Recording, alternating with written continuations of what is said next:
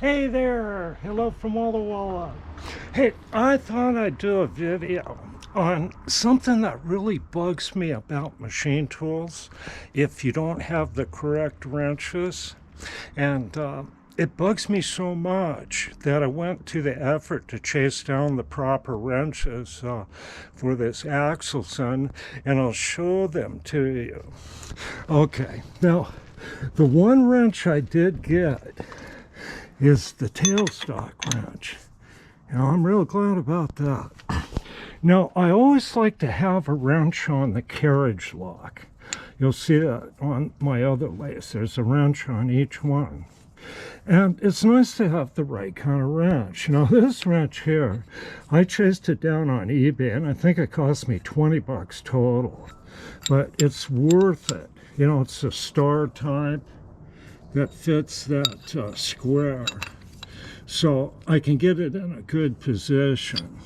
Now, the old Axelson's kind of neat. I'll show you. Is it has a compound lock here, and it's got a cross-side lock, and you can get this wrench on the cross-side lock sometimes, unless the top slide swung over it. So here's a proper wrench for it here, see, and here, because you can't, they're the same size, but you can't get them with that wrench. So I got that. Then I got this other wrench here. I just picked out of my own junk. It's an old PNC wrench, 5/8 and 9/16, and that basically takes care of everything on the follow rest, so I can just the follow rest, and I can I believe what end I can get this, but I got another wrench that I can take care of the locks on that Pratt & Whitney steady rest. So this wrench here not only fits most everything on the carriage, it fits the carriage stop here. I'm kind of glad to get that because I use those sometimes. And then also the feed or gear train direction lever. So it's really irritating to go around and try to find the right wrench and end up using a crescent wrench, and then you start rounding stuff over like this, see? That's all buggered up. They didn't lock this one so much, but that one. So it's always good to have the right wrenches. So, okay, that's my wrench package for this Axelson. I think I got a couple of strays back here. Yeah, this here. I got the taper attachment bracket lives here. So, I got a wrench I can fit on there.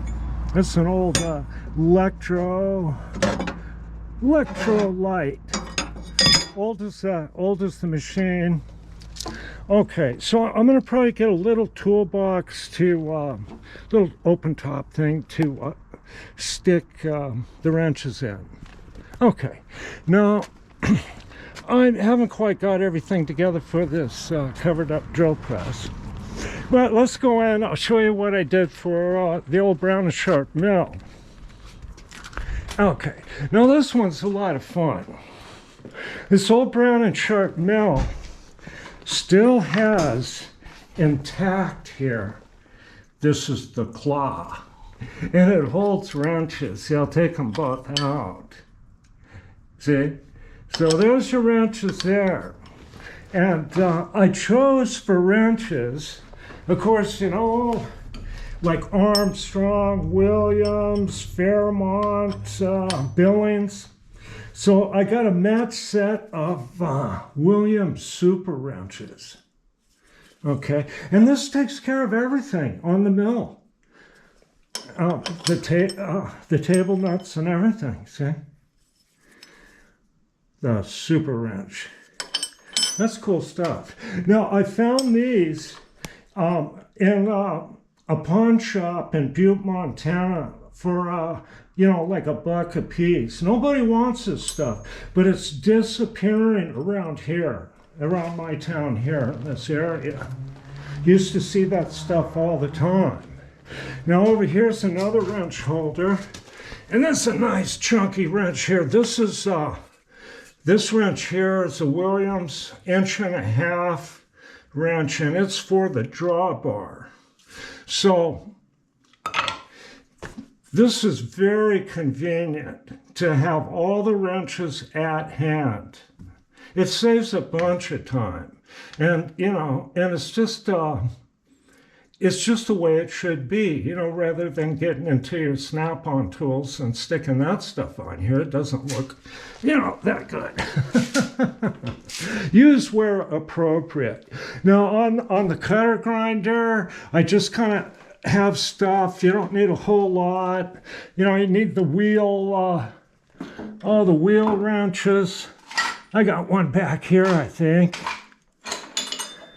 It's like your wheel wrench here. And just, you know, for the things that are 7/8 wrench, 7/8. Here I got a couple of 7/8 wrenches stuck on the machine. So I'm not reaching around and looking. Now on the jig bore, you know, I had to kind of improvise a little bit here. I've taken other wrenches, except this one here. This is a Fairmont. This came with an Ericsson collet set, and it's 1.5 inch, and so I use Ericsson collets. Okay, then you need this size, and I was going to take and measure it. I think I had to grind this. But anyway, it's appropriate size wrench for the regular tool holders. And it was probably, you know, a standard combination wrench. And I took and cut the other end off and drilled a hole in it.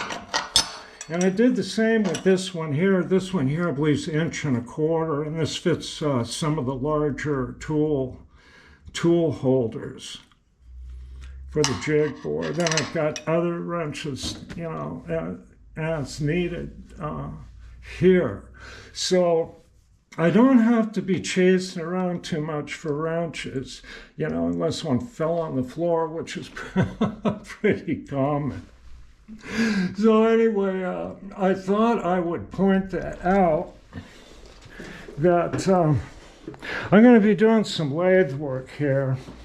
And I got to get this mess cleaned up here. I think I'll use this lathe. I got to make a bushing and stuff like that. But I got all kinds of wrenches here. And like I said, I keep a carriage wrench. Got a carriage wrench there.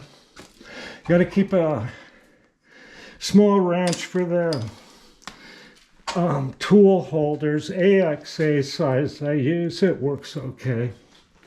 And so you get over here to the fancy lathe. It's got one right there.